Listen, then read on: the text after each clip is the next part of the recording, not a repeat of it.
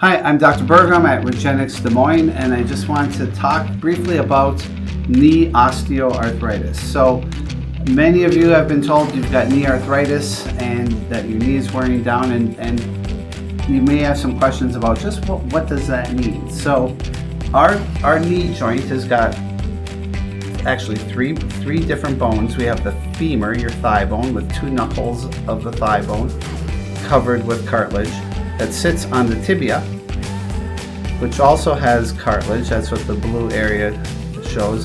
And these two horseshoe-shaped structures are called the menisci, the medial meniscus and the lateral meniscus. And the third bone that has cartilage is the patella, the kneecap. So when we look down on our knee, it looks curved, but on the underside, it's got two flat surfaces, and it sits in between the knuckles of your thigh bone. So osteoarthritis is the wearing down or the thinning out of the cartilage, which can cause pain and swelling, and that can occur in any one of these three compartments. Most commonly, it occurs on the inside of your knee, the groin side, which would be the medial compartment.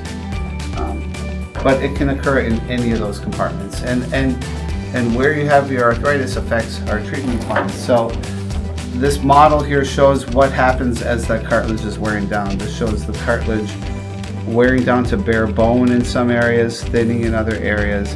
You can get little tiny bony outgrowths called osteophytes on the sides of the joint, or commonly called bone spurs. And a lot of people ask, well, can we get those bone spurs out? Can we cut them out? And that's really not necessary. The spurs are not the cause of the problem. They're the result of excessive force on your knee. And so we can treat this effectively using your own cells. When arthritis gets to an advanced condition like this, the treatment of choice would be using your own bone marrow, which has numerous healing cells in it, including stem cells.